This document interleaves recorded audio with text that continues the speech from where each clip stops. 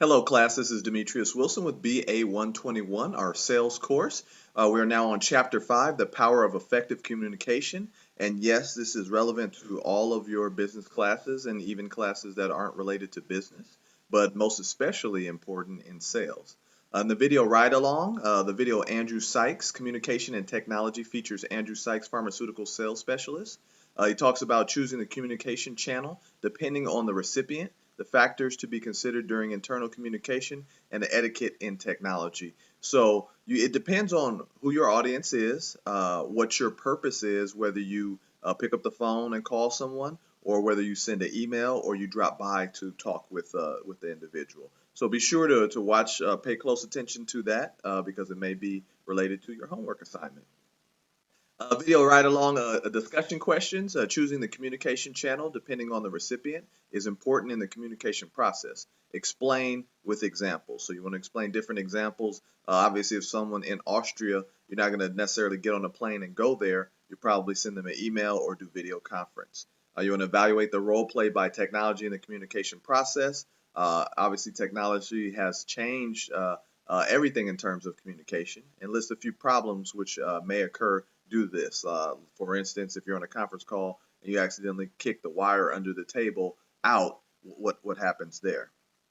Our chapter objectives: understand the elements of effective business communication, recognize the implications of different types of verbal and nonverbal communication. Remember, all communication is not necessarily verbal, and if you have to decide between nonverbal and verbal communication, you should trust nonverbal. Learn how your address communicates in an interview and the workplace. Discuss how technology tools can help a salesperson manage customer relationships. Understand the appropriate etiquette for business communication. And learn about informational interviews and how they can help your career search, which is something I'm definitely going to employ myself. One of the things that the dress, how you dress in the workplace can go two different ways. So if you're in a casual workplace and then you dress and put a suit on, you want to make sure that you put other people at ease. I've heard before that some people say, hey, we feel like you feel like you're better than us because of the way that you dress. That may not necessarily be the case, but people can get that impression. Sometimes maybe it's just the fact that maybe they just don't want to dress up. But you have to be cognizant of other people's feelings as well. Traditional communication process: you have the sender, right? Like that's me. You have the message. We're talking about BA21. You have the channel. This is a video. We have the receiver. That's you. The noise is your friends texting you, calling you while you're trying to watch the video. Communication process example: the sender is you. Message is a movie invitation. Want somebody to go to the movie with you. Channel is a cell phone. Maybe it's a call or a text. Receiver is your friend. The noise is other conversations or distractions when they're trying to pay attention to your message. Communication model. The model includes four major processes and functions categorized as encoding. That's converting a message to be sent to a receiver in a symbolic form. Decoding, right? So the encoding comes from the person who sends it. Decoding is the person who receives it. Converting an encoded message into meaning on the part of the receiver. Response, an action taken by the receiver in response to the message. Yes, I will go to the movie with you. And feedback is providing information back to the sender in response to their message. I didn't understand which movie theater are you talking about. You weren't too clear in your message. And noise, like I said, is anything that can interfere with the communication of a message between sender and receiver. Effective communication: 6 tips that can help you in making your communications effective. We can all be more effective in our communication. Empathy is essential. Think before you communicate. Be clear, be brief, be specific, and be timely, right? So be clear in what you're saying. Don't send these emails that I read your email and now you sound like Confucius because I can't understand what you were even trying to say. And be brief. Don't send me a novel in terms of an email. If I can't read it right in that first frame of an email, then maybe we need to pick up the phone and have a conference call or a meeting. General versus specific statements. So general statement is I'll get back to you shortly. Specific version is I'll get back to you by Tuesday. General statement is it will take a few minutes. Specific statement, it will take less than 5 minutes. General statement, it will cost about $5,000 plus installation. Specific statement, the cost is $4,800 plus $200 for installation. General statement, everything is included. Specific statement, it includes your choice of entree, vegetable, dessert, and coffee. Some people, if you're laid back, you don't care about the general statements, but some people really they need specific details. So listen more, talk less. So remember, listening is part of communication.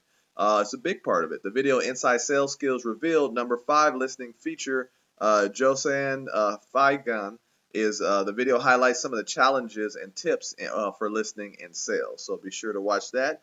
Maybe you need help listening not only in the sales process, but maybe in your relationship, your scholastic experience, right? We can all use a little help everywhere. Different types of communication. You should all know these: verbal, nonverbal, and written, right? So verbal, as I'm speaking to you right now. Nonverbal, I'm frowning at you. That means I'm angry. Written, I'm sending you an email. Types of communication exercise. So you want to list various, and this is not necessarily, if it's not listed in assignments, it's not assignment, but you can always do the supplemental things that we go through in here because they really help you understand the process and the content.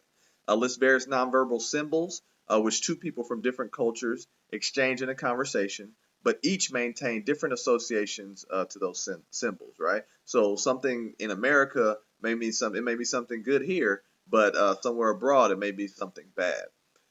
So the impact of intonation. So it's where you put the infinite emphasis in the sentence on what specific word. So here's the sentence and here's the meaning. So the highlighted is the I. I borrowed your book, meaning I was the one who took your book, not someone else. I borrowed your book. That means I didn't take your book, I only borrowed it. I borrowed your book, meaning your book was the one that I borrowed. I borrowed your book. I borrowed your book, not your laptop. So it just depends on where you put that emphasis. Say versus do. In the video, How to Be a Good Listener, good listeners, verbal and nonverbal communication, the speaker discusses the importance of nonverbal communication. It is very important. Don't try and sell me something and you're frowning at me. That's not going to work. The video explains how good listeners should remember the significance of nonverbal communication while responding. And not only while responding, while listening. If you're telling your story and I'm supposed to be listening, I shouldn't fall asleep and shouldn't be frowning in that instance either. So this is the Mehrabian formula. So here's the total liking. So 7% is verbal liking, 38% is vocal liking, right? So 7% verbal, 38% vocal, right? And 55% is facial liking, right? So 55% is obviously, a lot more, on the weighted scale than the vocal liking and the verbal liking, right? So that's 55 versus a total of 45. So obviously your face has a lot to do with what people are going to think. Body language. The video, The Power of the Body Language, a book video, features Tanya Ryman, national television commentator and author of The Power of Body Language. She discusses the importance of body language in our everyday lives and how we communicate to the people around us with our body language. People fold their arms like that. If I'm talking, that means you're very non-responsive. You don't want to. You're not receptive to what I'm saying. Whenever I talk about that in class and people have their arms folded, they immediately get kind of weirded out and they unfold their arms. Sometimes people are just cold. I know, I understand that. But sometimes I had a lady and we would come to a meeting every Friday and she would come in and she would sit back and she would fold her arms and lean back in the chair. Like, Demetrius, what do you have to say? I'm not receptive to anything. I've been here 30 years. I know everything. What do you have to say? Verbal communication versus written communication. Verbal communication is faster and more natural than written communication, right? So it just flows off natural. Written communication is better at conveying facts. Verbal communication is better at conveying feelings, right? You get up there, you make an emotional speech, we feel it. Significant drawback of verbal communication: human beings listen. Remember, they listen much faster than they speak. So there are a lot of different phenomenons. Like if I'm speaking to a crowd, you know that everybody's not just fully, on listening intently on all of my words. Some people are listening 100%. Some people are listening, but they're also thinking about they got to pick up the kids. They need to do the laundry, things of that nature. Tips for effective written communication: keep it short and to the point, right? Or tips method: keep it simple, or keep it simple, keep it short and simple, or keep it simple, stupid, or keep it short, stupid. Those are different ones. That's what you might hear in the military. Use proper grammar, check spelling, read before you send, and use only facts, right? So you want to proofread your stuff. You want to read before you send it, right? Don't just type it out, then send it, boom, right? All kind of typos, doesn't even sound right. Confuse people. Use only the facts, not so much emotions and feelings when you send that. So which is best? Communication type should be customer tailored, right? So it just depends on what they're doing, where they're at, and your relationship. Keep in mind the fact that if you want to keep your communication personal in meaning and professional in content, right? So personal in meaning, but professional in content, right? You know where to draw the line and what you're sending somebody. Etiquette tips for letters and memos. So use company letterhead where appropriate. Use the formal elements of a business letter, right? So you'll see a format of that coming up. For a company memo, use a company format. Spell check and proofread your document carefully before you send it. Right? That don't want to see a bunch of typos or things that words that shouldn't have been there. Use CC or courtesy copy to indicate the names of people who should also receive a copy of the letter or memo. Right. So this is important. The people in the two, and this is for you to review people in the courtesy copy. Then the BCC, so a blind courtesy copy. To send copies to other people without having the primary recipient see it. So I send something to you warning you about your behavior, but I've also copied or blind copied my manager so that they know and they have proof. Tips for writing a business letter. The video Social and Business Writing, How to Write a Business Letter, features Laura Turner. She discusses how to write a business letter by giving a few formatting tips. So if you're not, please watch the videos throughout the text. So you read through the text, click on the thing, watch the video. They are really good videos, to the point. I really like Flat World and how they do their textbook because they have all these different type of supplements that you won't fall asleep from reading, the textbook, because sometimes textbooks can be very stiff. So you have these videos in between that can help you.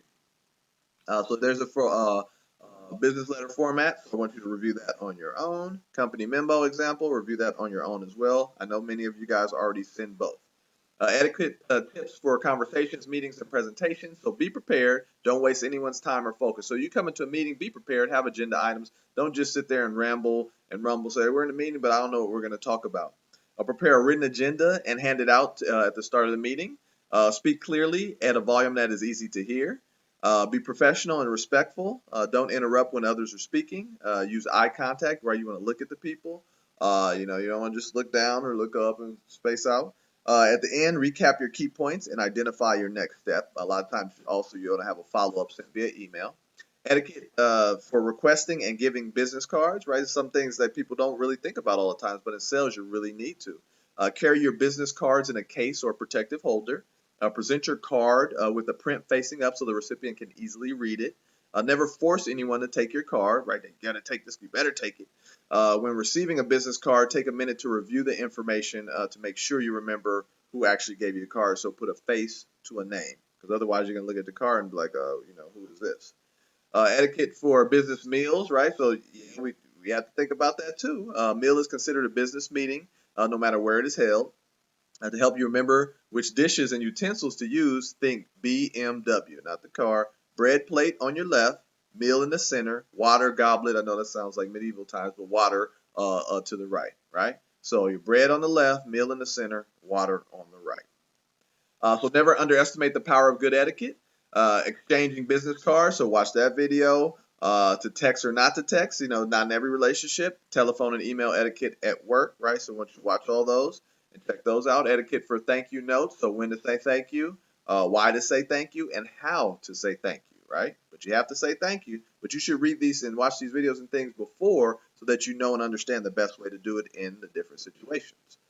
Do's and don'ts of telephone etiquette. So this, do what's on the do side, don't do what's on this other side. So this is what I want you to do. I want you to be aware of the volume of your voice, not too low, not too loud. When using a speakerphone, conduct the call in an enclosed and isolated area, not if you're out on the floor and all in cubicles, get off the speakerphone. Some people are notorious for that. When you leave a voicemail message, be specific about what you want and speak with enthusiasm. These are the things you should not do. Take another phone call during a meeting, right? Hold on, you guys, I got to catch this call. Discuss confidential or personal issues during business calls. Leave a long, rambling voicemail message. I've done that before. Try to minimize that. Don't multitask during a long phone call or conference call. And the reason why I left a long, rambling message is because I was trying to multitask and do something else. So etiquette tips for emails, text messages, instant messages, and social networks. So these are things that you should do on the left, things that you shouldn't do on the right. So things you should do, use an email subject line. Also create a short, concise message that uses proper grammar and spelling. Use uppercase and lowercase letters as grammar dictates, right? Use the English language appropriately. Use social networking sites to join conversation and add value. Don't use all capital letters in an email. That is cursing. Use reply to all or yelling. Use reply to all. Don't do it unless it's absolutely necessary that all the recipients see your response. Some people, they include everybody on the email, and I'm like, come on, come on, guys, you don't need to include every single person on your email. Send an email, text message, or instant message when you are angry. So these are things you remember you don't want to do. You're mad, don't send that angry email. And I think I've told other classes about this, but I had this guy who worked for me, and the manager above me, he was sending her.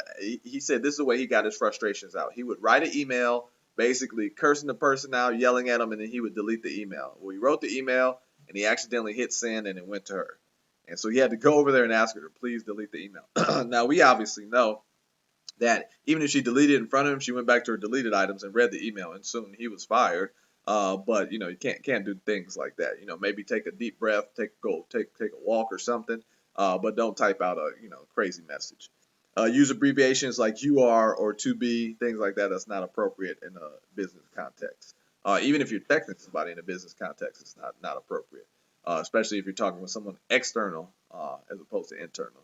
So selling you. So this is always great at the end of the chapters. Here's how to sell you.